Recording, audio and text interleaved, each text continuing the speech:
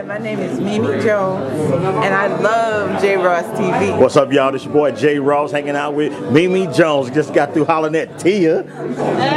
They here in St. Louis, and boy, Mimi had her. Let me show y'all the bass, y'all. The bass is still on fire. You see that smoke coming off of it?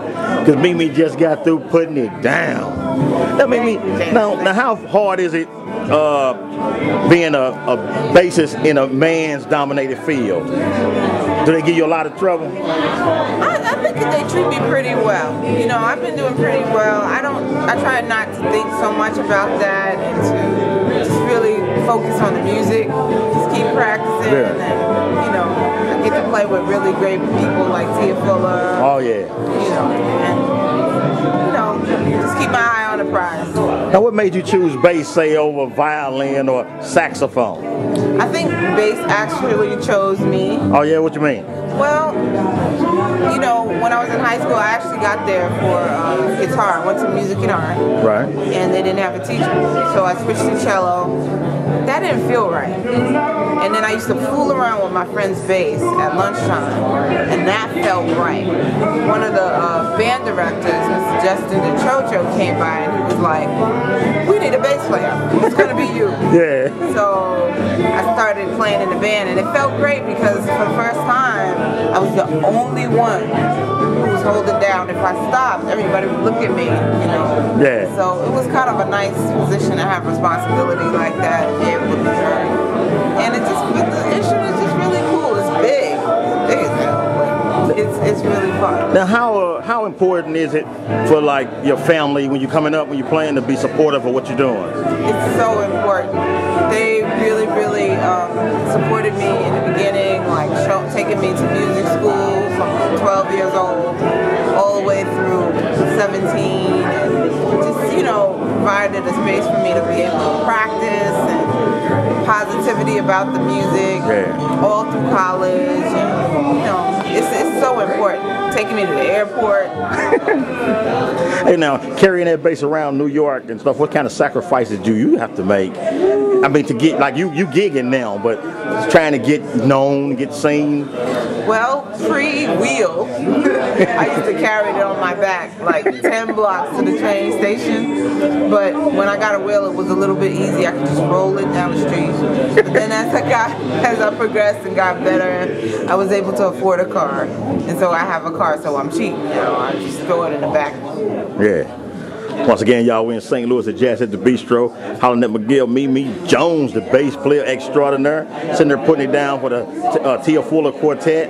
Hey, so now playing bass, is that your only instrument?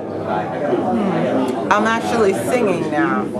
Oh, you talk about that? Yeah, I'm having a really great time. I'm actually studying the voice, and on my first record, the debut record, I'm presenting my voice, and you know, I just look forward to taking it to newer and higher heights, you know, and it's just been a lot of fun because, you know, the bass, you're like holding it down, you're kind of in the background a little bit, but the voice, you're out front. So one of my favorites are Esperanza Spalding. Oh yeah. You know. Don't tell my wife that. Oh, you made me forget my next question. Talk about Esperanza. But what I was gonna say. Now you are jamming, right? Now, I guess what I'm trying to ask you is, how can people grow from seeing what you do? You know, like other young ladies, because I know bass is not traditionally a woman's deal. So if somebody came and say, Mimi, well, I love what you're doing. I want to play bass. What kind of advice could you give them? Well, definitely, if you put your heart in it, you stand behind it, you want to do it, you practice and put the time in, there's nothing that you cannot do. So you don't have to limit yourself if people tell you, oh, that's not a girl's instrument, or, you know, you can do anything you want. You just got to make sure you practice really hard and you try to surround yourself amongst people who you want to sound like, or, you know, that are going to help push you in that direction where you're trying to go. So now being a vocalist, an aspiring vocalist now, how much fear is it involved, you know, from like coming from behind the bass to the out front now? Yeah, it took a while for me to get used to being in the front, on the front line, and not be shy with people. The bass is such a supportive role, so you know. But I'm just having a lot of fun with it. You know, it's kind of a rebirth, a refreshing position to be in. You know, finally, and people get to hear me talk. And, you know, I like to make jokes and have fun on stage. Oh yeah. I'm having a really good time. So relationship-wise, is it taxing on you? Can you maintain a relationship? I'm doing the best I can as a wife. How hard is it though being gone all the My husband time? is a musician, so he understands. Yeah. Right now he's in Puerto Rico having a good time. Well, not to cast aspersions, but you got to really trust a person.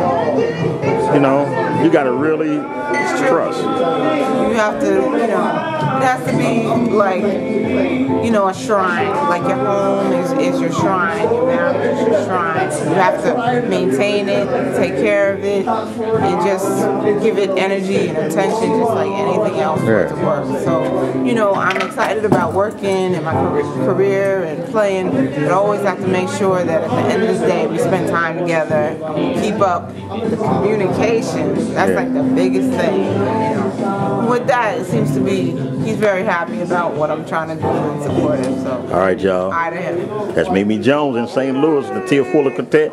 Bass player extraordinaire, y'all. We're going to let her bounce up out of here. J. Ross TV, 10 million strong. And we gone. Peace.